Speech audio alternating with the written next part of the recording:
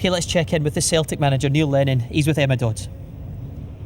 Neil, still unbeaten in the league, 3-1 winners today, but you were made to work for it. What was the most pleasing aspect of that for you?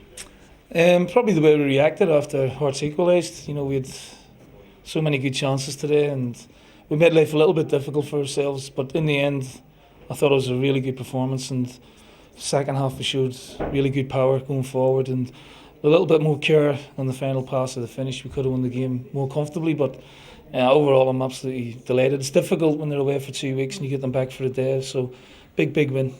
That's the thing, it was just under 7 minutes between conceding the goal and then Anthony Stokes putting you ahead again. How pleased are you with his form, particularly in the last 2 games? Well, I've been pleased with him for quite a while and he's starting to really blossom. I mean, the skill for the third goal was fantastic. You know, how he did it I don't know, and he took his own goal very well, so he's in great form, you know, and the pennies dropped on him, he's shown a lot more consistency. He's very fit boy, and I'm absolutely delighted for him. Teemu Pukki's just acknowledged the run for his debut goal today. What will that do for his confidence? Well, I mean, he's a confident boy anyway, but you know, it's always great to get off a goal on your debut, you know, and the fans give him a fantastic reception. So, you know, he's only been with us a day, and it'll take him a little while to adapt, but it's a good start for him. You absolutely dominated the possession in the first half. Were you a little bit frustrated at the break not to be further ahead? But you know, Hearts played as we expected them to. You know, they were hungry and worked really hard off the ball. But like I said, you know, a little bit more care at times with the final cross or pass, and I think we would have scored more goals. But you know, when you're away from home, you go 1-0 up at half time, you got to be happy. The opening goal did come through a penalty against a handball against Jamie Hamill. How did you see the incident? To be honest with you, I didn't get a great view of it. I was surprised. There's a lot of people in the ground, but speaking to the guys in the dressing room at half time, they said it looked a handball to them. Adam Matthews had to go off injured. What's the latest on his situation? He just got a bad twist, so we're hoping he'll be fit for Wednesday. Is it a heart in the mouth moment every time one of your players go down in a busy period like this? Yeah, because you know, Adam's a very good player, very important to us in Europe as well, and you know, we're hoping he'll be okay. I mean, he's versatile, left back, right wing, right back. So it's always a worry when one of your players gets hurt like that. I think it's the first of 5 games in about 14 days for you now. Do you feel you yourself as a manager though are wiser with every season that passes when it comes to utilising your squad during times like this? Difficult one to say, really. I mean, it's, you know, results-based business, and at the end of the season you can look at it and go, well, you learned from last season. What we want to do is, you know, in between the Champions League games before and after, you know, do better than we did last year, and we started off in the right way. And it's on to Milan this evening to see what lies in store on Wednesday night. Yeah, you know, it's important for myself and my backroom team to get a good view of them and close up, so it'll give us some sort of idea to how we want to play and what personnel we're going to use. We wish you the best with that game, and well done today. Thanks very much. Thank you. Thanks, Steve. Really good day for Neil Lennon, but no doubt he'll be worried about Adam Matthews. Looks like he might be fine, but the variety of positions he can play in makes him so important to the team, Peter. That's the biggest thing. He's a fit lad as well, so you need legs when you go to Europe, especially if you're playing against the ball most of the time. You need to break quickly, and he can do that very well, so it'll be a big blow for him because he can play in numerous positions if there are any other injuries throughout the team. Yeah, Anthony Stokes, you heard there again, playing so well. Neil Lennon's appreciating it. Just so happens it's the last year of his contract. He'll be knocking on the door on Monday, won't he, saying, come on, get on the table. Well, I think, you know, we spoke about it at half time as well. I think all parties would benefit from signing him a wee bit longer. There was the problems last year, obviously, with his injuries. Celtic are maybe just wanting to make sure that his fitness is fully there. But on today's performance, and if he's able to contribute that, you know, regularly, there's absolutely no doubt that Celtic would be desperate to get him signed up. Yeah, he was outstanding. We'll hear from Gary Locke next. But it's been a great day for Celtic. 3 different reasons. Chris Cobbins, a goal from the penalty spot. Anthony Stokes, another one. And then Teemu Pukki in his debut. More review next.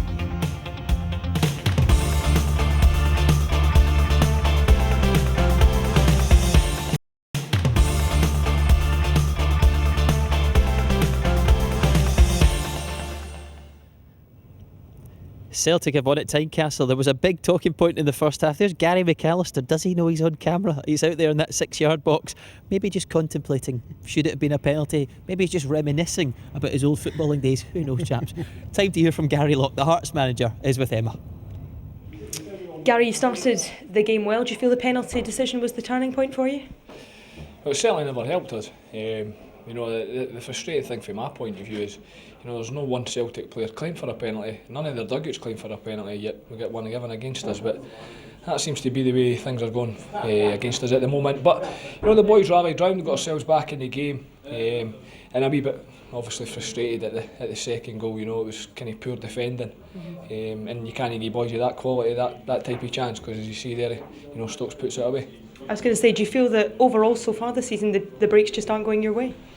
Well, you know, I'm delighted with the effort and that again. Obviously, I'd like to see us be a wee bit more ruthless in the final third. You know, we get opportunities to get the ball into the box and we don't take it. But you know, we're a young team, we're learning all the time, and you know, I think a lot of people had us down to get an absolute hammer in today. So I think we showed, you know, against a top class side that, you know, we can more than hold our own. And as I say, just brushing up on one or two things, hopefully, you know, the results will come for us.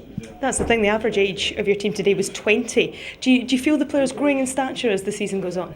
Yeah, I think so. As I say, it was, you know, today's results, that's not going to define our season. You know, games against Celtic, it's the teams all, you know, round about us. They're the games that we've got to pick up points. As I say, I was pleased with a lot of things today, disappointed with one or two other things, but we're learning all the time, and as long as we're learning for games like that, you know, hopefully we can go on to have a decent season.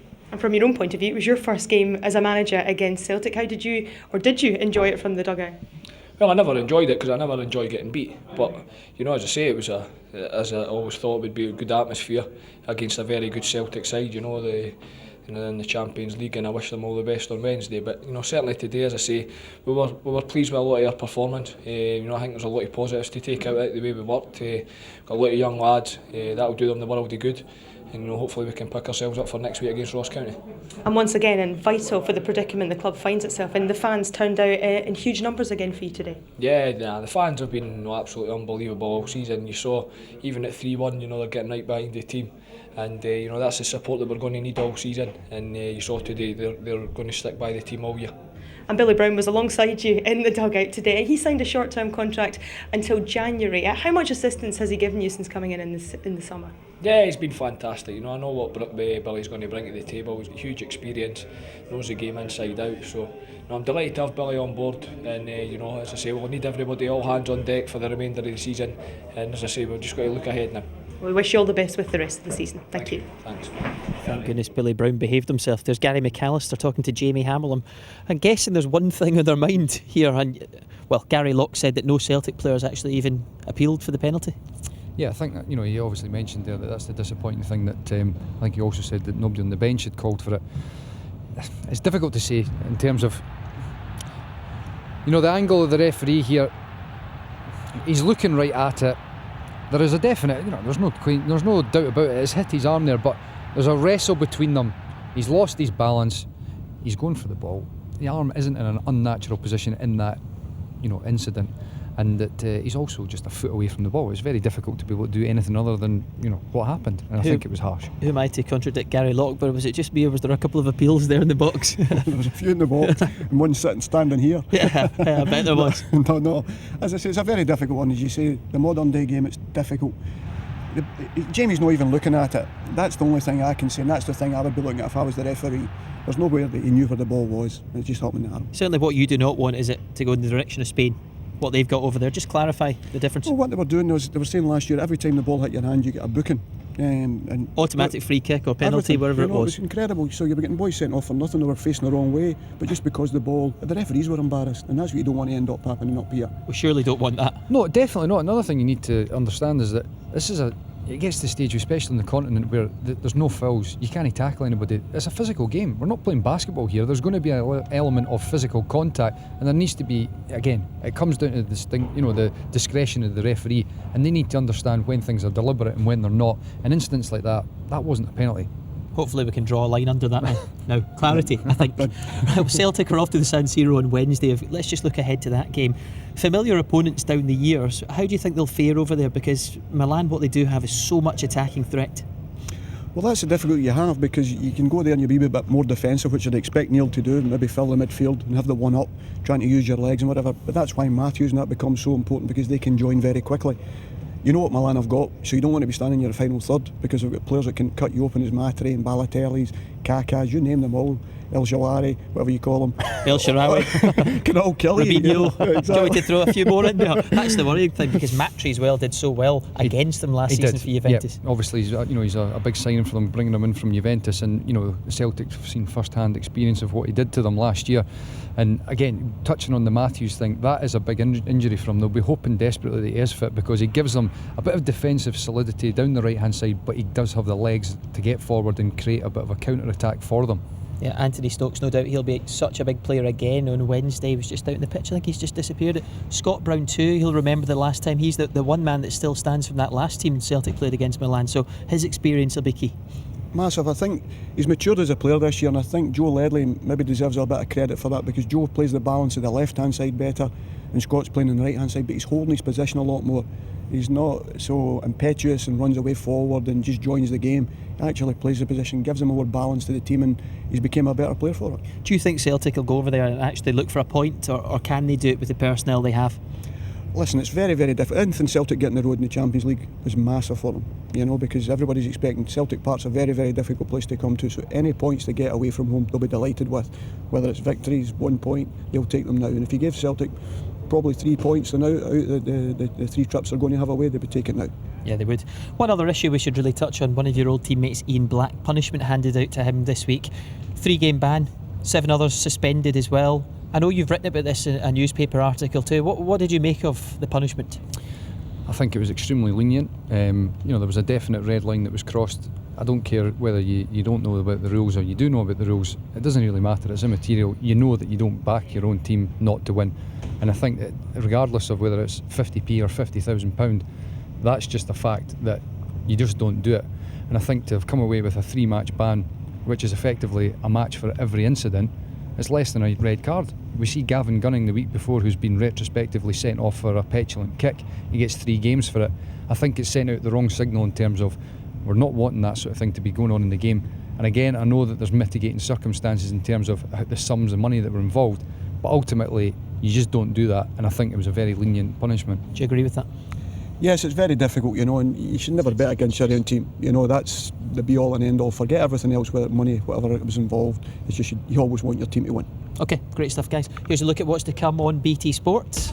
And plenty to come is the bottom line, including the Aviva Premiership rugby match between Bath and Leicester. That is next on BT Sport 1. BT Sport 1 also today at 5:30pm for Borussia Dortmund against Hamburg. And then BT Sport 2 for the Serie A clash again between Inter Milan and Juventus. That is today at 5:15pm. Thank you very much, gentlemen. Enjoyed your company. Some great stuff today. It's been another great day for Celtic and Neil Lennon. Off to Milan now, the start of the Champions League journey. See you next time.